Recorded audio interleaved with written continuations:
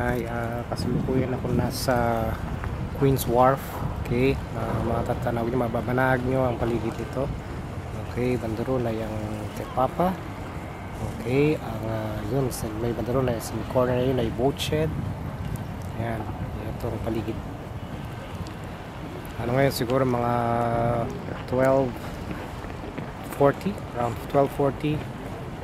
Okay, ng tanghali. Of course, it's lunchtime, so hindi naman ako usually nagpupunta rito, kaya lang today is I don't know, ba't ba ako napadpad dito.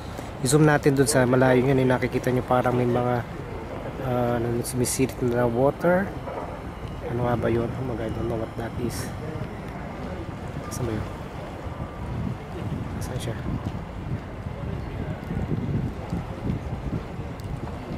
Ayun, ayun pala yun, nakikita ko na. Wala yung salamin ko eh, hindi ko sinunod yung salamin ko eh. Ayun. May mga tao doon sa kabilang side oh. May mga boat. Ayan, tapos mga ganun. Medyo malo kasi naka-zoom eh. Naka-zoom, siyempre medyo you know, konting galaw mo lang eh, shaky na yung paligid. Imagine nyo lang nasa tubig tayo. Ayan yung mga boat.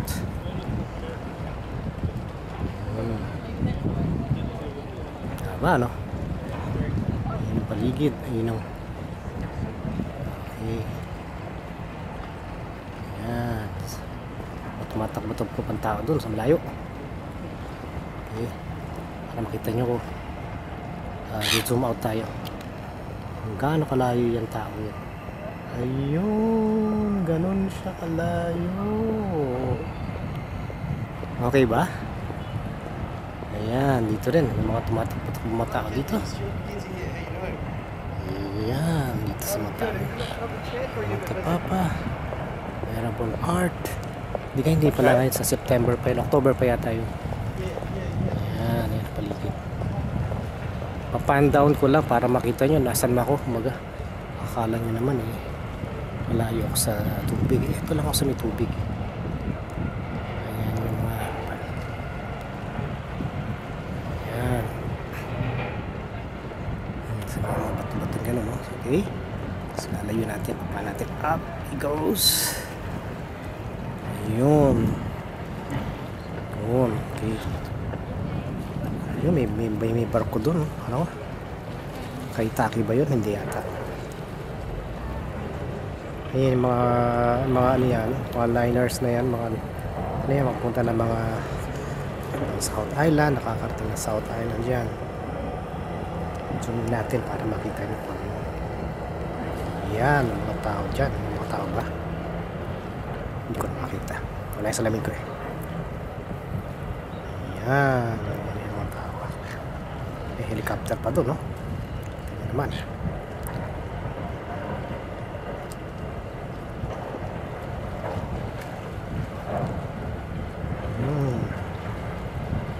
Tayo maalon-alon ano. Ayan ang paligid. So zoom out ko ulit. May mga tumatakbo pa yata doon ano. Tayo ba may mga tumatakbo-takbo pa rin.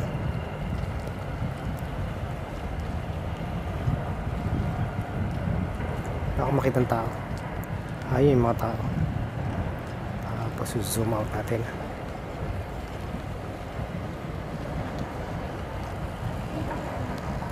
Zoom out pala. Palitan. Ayun, ganun kalayo yung mga tao nyo no. Ang layo. Okay. So ayan, siyempre naman papakita rin tayo. So ayan, ang sasabi ko sa inyo dito sa paligid ko, ayun, yung Wellington City Council. Okay. Medyo malamig ngayon. Hindi naman ganun kalamig ngayon kasi maganda panahon ngayon, hindi mahangin, mararamdaman nyo. Mapapansin nyo rather na hindi siya mahangin ngayon. Okay. Hindi ganito usually in Wellington. Wellington ay usually very windy. At today is kind of different. Kaya masarap po. Cool. Hangin pero hindi naman siya ganun kalakas. Cold but not really that cold. Okay. It's about right. Okay. Cloudy nga siya eh. Ganda yun. Ganda sa hindi masakit sa balat yung init ng araw. Okay? So, sige, mag-ikot ko, papan ko para makita niyo yung mga nasa likod ko. Hindi na alam na sila kinukuha natin ng video. Okay, shoot ko lang yung mic ko. Then, yan. Okay. So, yan. USB, bang.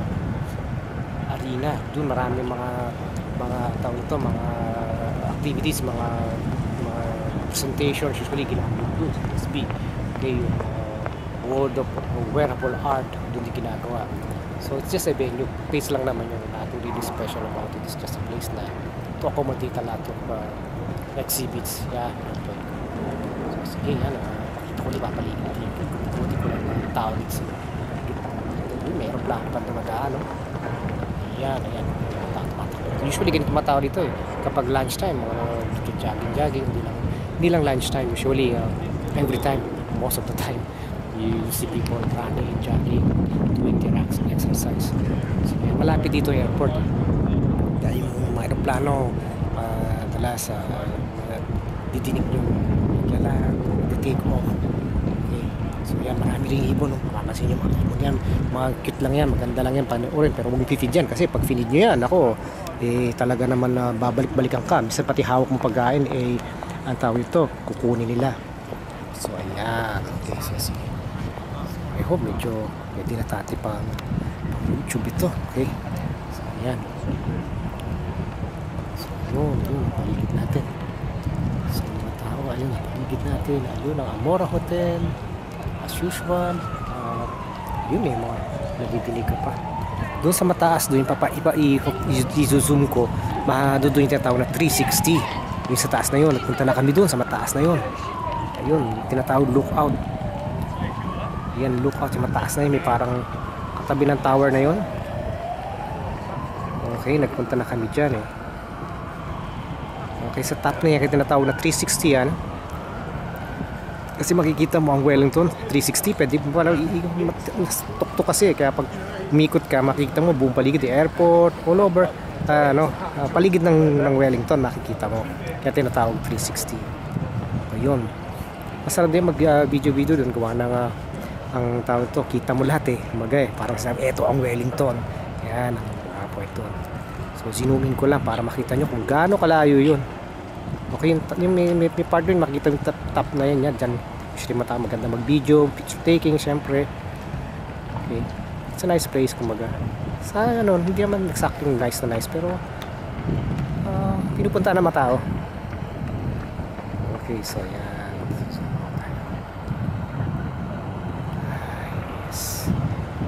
Sige, babalik na ako sa aking lungga siguro.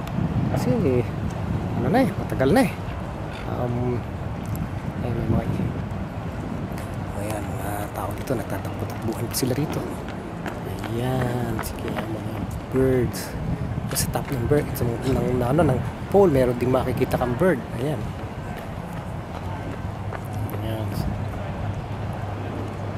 So, sige, basically, yun lang naman masasabi ko. Okay, mga tao dito, maglalakad-lakad lang, umaga. Okay. So, sige, off ko na.